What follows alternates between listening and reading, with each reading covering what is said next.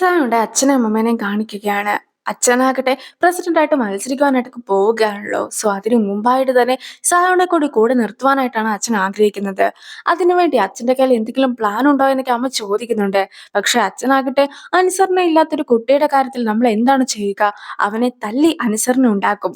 So അതേ കാര്യം തന്നെയാണ് ഇവിടെ ചെയ്യുവാനായിട്ട് പോകുന്നതെന്നൊക്കെ പറഞ്ഞിരിക്കുകയാണ്. സായോൺ ഒറ്റയ്ക്കൊക്കെയാണല്ലോ വന്നത്. സായോന്റെ കൂടെ ഹിച്ചു ഇല്ലല്ലോ. അതുകൊണ്ട് തന്നെ അവളെ കൂടി വിളിച്ചുകൊണ്ട് വരുവാനായിട്ടൊക്കെ അച്ഛൻ പറയുന്നുണ്ടെങ്കിൽ പോലും അവൾക്ക് നല്ല സുഖമില്ല. അതുകൊണ്ടാണ് അവളെ കൊണ്ടുവരാതിരുന്നതെന്നൊക്കെ പറഞ്ഞ് സയോണും ഇരിക്കുന്നു. ടീച്ചും ഫുഡൊക്കെ കഴിച്ച് ഉറങ്ങി പോയിട്ടുണ്ടായിരുന്നു. അവളും ഉറക്കമൊക്കെ കഴിഞ്ഞ് എണീറ്റ് കഴിയുമ്പോഴത്തേക്കുമാണ് ഇതുപോലത്തെ ഒരു പരിപാടിയൊക്കെ ഉണ്ടല്ലോ എന്ന കാര്യമൊക്കെ അവളും ഓർക്കുന്നത്. പ്രസിഡന്റ് ആകുന്ന സ്ഥാനാർത്ഥികളെ ബേസ് ചെയ്തിട്ട് ഒരു ഷോ ഒക്കെ നടക്കുന്നുണ്ട്. ആ ഒരു ഷോയിലേക്ക് സയോൺ കൂടി പങ്കെടുക്കണമെന്നാണ് അച്ഛന് പറയുവാനായിട്ടുള്ളത്. സയോൺ ആകട്ടെ കുക്കിങ്ങും ഡാൻസിങ്ങും സിംഗിങ്ങും എല്ലാം തന്നെ അറിയാം. സോ അവനോട് കൂടി പങ്കെടുക്കുവാനായിട്ടൊക്കെ അച്ഛൻ പറഞ്ഞിരിക്കുന്ന സമയത്താണ് പെട്ടെന്ന് തന്നെ ഹീജും അകത്തേക്കൊക്കെ കയറി വരുന്നത്. വേറുള്ള സ്ഥാനാർത്ഥികളാകട്ടെ അവരുടെ മക്കളെയും മരുമക്കളെയും എന്തിനേറെ പറയുന്നു വീട്ടിലെ പൂച്ചനെയും പട്ടീനെയും വരെ പ്രൊമോഷന് വേണ്ടിയിട്ടൊക്കെ ഉപയോഗിക്കാറുണ്ട്. പക്ഷെ എന്റെ ഫാമിലിയുടെ കാര്യത്തിലാകട്ടെ എന്റെ മകനെ ബൂസ്റ്റ് ചെയ്യാനായിട്ട് മാത്രമേ എനിക്ക് സാധിക്കാറുള്ളൂ എന്നൊക്കെ പറഞ്ഞിട്ട് അച്ഛനാകട്ടെ ഹീജുവിന്റെ അടുത്ത് ഹീജുവിന്റെ ചേച്ചിനെ കുറിച്ച് എന്തെങ്കിലും വിവരമൊക്കെ ലഭിച്ചോ എന്നൊക്കെ ചോദിക്കുകയാണ്. നിന്റെ അച്ഛന് ശരിക്കും ഞങ്ങളെ ചതിക്കുകയായിരുന്നോ എന്നൊരു സംശയമൊക്കെ എനിക്ക് തോന്നിപ്പോവുകയാണ്. അയാളും നിന്റെ ചേച്ചിയുമായിട്ടുള്ള വിവാഹമൊക്കെ ആയിരുന്നല്ലോ ഉറപ്പിച്ചിട്ടുണ്ടായിരുന്നത്. പക്ഷേ നിന്റെ ചേച്ചിനെ ഞങ്ങൾക്ക് തരുവാനായിട്ട് അയാൾ ഒരിക്കലും ഒരുക്കമായിരുന്നില്ല എന്നാണ് എനിക്ക് തോന്നുന്നത്. അതുകൊണ്ടല്ലേ ചേച്ചിക്ക് പകരമായിട്ട് നിന്നെയൊക്കെ ഞങ്ങൾക്ക് നൽകിയിട്ടുണ്ടായിരുന്നത്.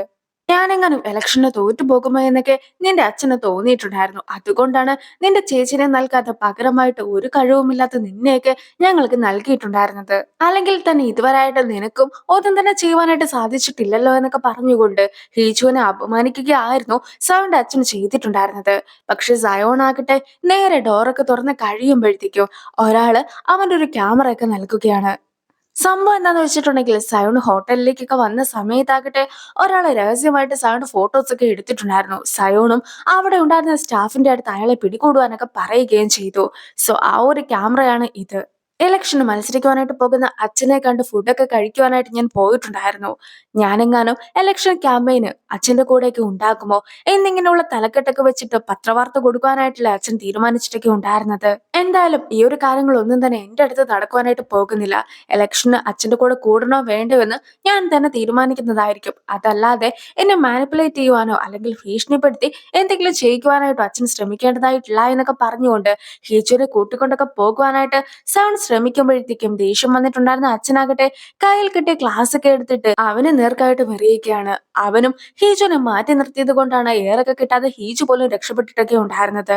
എന്റെ അടുത്ത് ഇങ്ങനെ എതിരായിട്ടൊക്കെ സംസാരിക്കുകയാണെങ്കിൽ നിനക്ക് എന്താണ് സംഭവിക്കാനായിട്ട് പോകുന്നതെന്ന് അറിയാമോ? ഇത്രയും നാളും നീ എന്റെ ഷാഡോ പോലെയൊക്കെ ആയിരുന്നു നിന്നിട്ടുണ്ടായിരുന്നത്. പക്ഷേ അതിൽ നിന്നും മാറി നീ ചിന്തിക്കുവാനായിട്ട് പോലും തുടങ്ങുകയൊക്കെ ആണെങ്കിൽ നിന്നെ ഞാൻ പൂർണ്ണമായിട്ടും ഇല്ലാതാക്കുന്നതായിരിക്കും. അച്ഛനും ഇങ്ങനെയൊക്കെ പറയുമ്പോഴത്തേക്കും നേരത്തെ കോൾ ചെയ്തിട്ടുണ്ടായിരുന്ന ആ ഒരു വ്യക്തി അച്ഛൻ പറഞ്ഞിട്ട് കോൾ ചെയ്യുന്നതാണോ എന്ന് പോലും അവന് സംശയമൊക്കെ തോന്നുകയാണ്. അച്ഛനും പ്രസിഡന്റ് ആകുന്നതിന്റെ തൊട്ടടുത്താണ് നിൽക്കുന്നത്. അതാകട്ടെ അച്ഛന്റെ കഴിവ് കൊണ്ടൊന്നുമല്ല, മറിച്ച് മുത്തശ്ശന്റെ കഴിവ് കൊണ്ടാണ്. വേണമെങ്കിൽ അച്ഛന്റെ കഴിവ് കൊണ്ട് തന്നെ അച്ഛന് പ്രസിഡന്റ് ആക്കുവാനായിട്ടൊക്കെ സാധിക്കും. അതല്ലാതെ ഞാനായിട്ട് എന്റെ ഹെൽപ്പോട് കൂടി തന്നെ അച്ഛനെ പ്രസിഡന്റ് ആക്കണമെന്നൊന്നും തന്നെ അച്ഛൻ വിചാരിക്കുവാൻ പോലും പാടില്ല. എന്തായാലും ഞാനും പോവുകയാണെന്നൊക്കെ പറഞ്ഞിട്ട് സയോൺ ആകട്ടെ ഹീജോനെ കൂട്ടിക്കൊണ്ട് അവിടെ നിന്നും പോകുന്നു. പക്ഷേ ഇതൊക്കെ തന്നെ ആയിരുന്നു അച്ഛന്റെ പ്ലാൻ എന്ന കാര്യം അപ്പോൾ മാത്രമാണ് സയോന്റെ അമ്മയ്ക്ക് മനസ്സിലായിട്ടൊക്കെ ഉണ്ടായിരുന്നത്. ഇത്രയും ചീപ്പായിട്ടുള്ള ഒരു പ്ലാനൊക്കെ ആയിരിക്കും അച്ഛൻ ഉണ്ടാവുക എന്ന് അമ്മ ഒരിക്കൽ പോലും വിചാരിച്ചിട്ടുണ്ടായിരുന്നില്ല. ഇവരുടെ രണ്ടുപേരുടെയും കാര്യത്തിൽ അമ്മയ്ക്കാണ് കുറച്ചുകൂടി പവേഴ്സ് ഒക്കെ ഉള്ളത്. എന്തായാലും അച്ഛനായിട്ട് തന്നെ എല്ലാം കുളമാക്കിയല്ലോ എന്നൊക്കെ ഓർത്തിരിക്കുകയാണ് അമ്മയും. ഇനി ലിഫ്റ്റിലേക്കൊക്കെ കയറുന്നുണ്ടെങ്കിൽ പോലും സയോൺ ഹീജുന്റെ കൈ ഒന്നും വിട്ടിട്ടുണ്ടായിരുന്നില്ല. ഹീജും അത് വെടിയിപ്പിക്കുവാനായിട്ടൊക്കെ നോക്കുന്ന സമയത്താകട്ടെ എന്നെ ഡിവോഴ്സ് ചെയ്യണമെന്നൊക്കെ നിനക്ക് ആഗ്രഹം ഉണ്ടാവുമെന്ന കാര്യം എനിക്ക് നന്നായി തന്നെ അറിയാം. നിന്റെ ചേച്ചിനെ കാണാതായത് കൊണ്ട് മാത്രമാണ് നിനക്കും എന്നെ വിവാഹം കഴിക്കേണ്ടതായിട്ടൊക്കെ വന്നിട്ടുണ്ടായിരുന്നത്. നിനക്കാകട്ടെ ഒന്നും തന്നെ പ്രതികരിക്കുവാനായിട്ട് സാധിച്ചിട്ടുണ്ടായിരുന്നില്ല. ഇപ്പോഴാകട്ടെ എന്റെ അച്ഛനും അമ്മയും നിന്നെക്കുറിച്ച് ചീത്തയൊക്കെ പറഞ്ഞ സമയത്ത് പോലും നിനക്കൊന്നും തന്നെ സംസാരിക്കുവാനായിട്ട് കഴിയുമായിരുന്നില്ല. വളരെ എളുപ്പത്തിൽ മക്കളെ പോലും മാറ്റുവാനായിട്ട് സാധിക്കുന്ന ഒരു പേരൻസ് ഒക്കെയാണ് ഇവിടെ ഉള്ളത്. അതുകൊണ്ട് തന്നെ ഈ പേരൻസ് പറയുന്ന കാര്യങ്ങളൊന്നും തന്നെ നീ കേൾക്കേണ്ടതായിട്ടില്ല എന്നൊക്കെ ആയിരുന്നു സയോണും ഹീജുവിന്റെ അടുത്തൊക്കെ പറയുന്നത്. പാർക്കും ഇപ്പോൾ സയോണെ കോൾ ചെയ്യുകയാണ്. നേരത്തെ ആകട്ടെ ഹീജുന്റെ അച്ഛന്റെ കയ്യിൽ നിന്നും കുറച്ച് രക്തമൊക്കെ പുരണ്ടിട്ടുണ്ടായിരുന്ന പല്ലുകളും മറ്റുമൊക്കെ കിട്ടിയിട്ടുണ്ടായിരുന്നല്ലോ. ആ ഒരു പല്ലുകളെല്ലാം തന്നെ പോലീസ് ടെസ്റ്റ് ചെയ്ത് കഴിഞ്ഞപ്പോഴത്തേക്കും ഫേക്ക് ആയിട്ടുള്ള പല്ലുകളാണ് അതേന്നും അതിലുണ്ടായിരുന്ന രക്തമാകട്ടെ മൃഗങ്ങളുടെ എന്തോ ആണെന്നുമുള്ള കാര്യമൊക്കെ തെളിഞ്ഞിട്ടൊക്കെ ഉണ്ട്. ഹീജുവും വീട്ടിലേക്ക് എത്തി കഴിയുമ്പോഴത്തേക്കും നേരത്തെ കിഡ്നാപ്പർ സവണ വീണ്ടും കോൾ ചെയ്യുവാനായിട്ടൊക്കെ ഹീജുവിനോട് പറഞ്ഞിട്ടുണ്ടായിരുന്നല്ലോ. ആ ഒരു കാര്യങ്ങളൊക്കെയാണ് അവൾ ഓർക്കുന്നത്. അതുകൊണ്ട് തന്നെ കയ്യിലുണ്ടായിരുന്ന ഫോണൊക്കെ കളയുവാനായിട്ട് അവൾ ഭയക്കുകയും ചെയ്യുന്നു. പക്ഷെ അവളും കളയുവാനായിട്ട് കൊണ്ടുപോകുന്നതിന് മുമ്പായിട്ട് അവിടെ എത്തിയിട്ടുണ്ടായിരുന്ന സയോണാകട്ടെ അതൊക്കെ കൊണ്ടുപോയി കളഞ്ഞോളാം എന്നൊക്കെ പറഞ്ഞിട്ട് അവളുടെ കയ്യിൽ നിന്നും അതൊക്കെ മേടിക്കുവാനായിട്ട് ശ്രമിക്കുകയാണ്. പക്ഷെ അവളും അത് കൊടുക്കുന്നില്ല. അങ്ങനെ രണ്ടുപേരും കൂടി അത് പിടിച്ചു വലിച്ചുകൊണ്ടൊക്കെ ഇരിക്കുന്ന സമയത്തായിരുന്നു അവൾക്കൊരു കോളൊക്കെ വരുന്നത്. അവളും ആ ഒരു ബാഗൊന്നും കളയാതെ നേരെ റൂമിന്റെ അകത്തൊക്കെ ചെന്നിട്ട് കോളും എടുക്കുന്നു. ഡയറക്ടറും ടീമും ആകട്ടെ പ്രസിഡന്റിന്റെ ഓഫീസിൽ അവൾക്ക് ഇന്റർവ്യൂ ഒക്കെ ഉണ്ടായിരുന്നത് കൊണ്ട് തന്നെ അതുമായി ബന്ധപ്പെട്ട് അവളെ ഒന്ന് സപ്പോർട്ട് ചെയ്യുവാനായിട്ടൊക്കെ ആയിരുന്നു വീഡിയോ കോൾ ഒക്കെ ചെയ്തിട്ടുണ്ടായിരുന്നത്.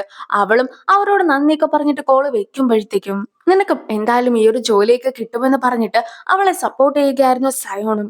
എനിക്ക് അവിടെ ജോലി കിട്ടുകയാണെങ്കിൽ ഞാൻ നിന്റെ ഒപ്പം തന്നെ ആയിരിക്കും ഉള്ളതെന്നൊക്കെ നിന്റെ വീട്ടുകാരെ അറിയിക്കില്ലേ, അത് കൂടുതൽ പ്രശ്നമൊക്കെ ഉണ്ടാക്കുകയില്ലേ എന്നൊക്കെ അവൾ ചോദിക്കുന്നുണ്ടെങ്കിൽ പോലും എത്ര കാലം എന്ന് വെച്ചിട്ടാണ് ഇതുപോലെ അച്ഛനും അമ്മയും പറയുന്നത് കേട്ട് ജീവിക്കുന്ന ഒരു മകളായിട്ടൊക്കെ നീ ജീവിക്കുക? നീ എന്താണ് ചെയ്യേണ്ടതെന്നൊക്കെ വേറുള്ളവർ പറയുമ്പോഴത്തേക്കും നിനക്ക് ബുദ്ധിമുട്ടൊന്നും തോന്നാറില്ലേ? മറ്റുള്ളവർ പറയുന്നതൊക്കെ കേട്ടിട്ട് നിന്റെ ആഗ്രഹങ്ങൾ വേണ്ടെന്ന് വെക്കണോ?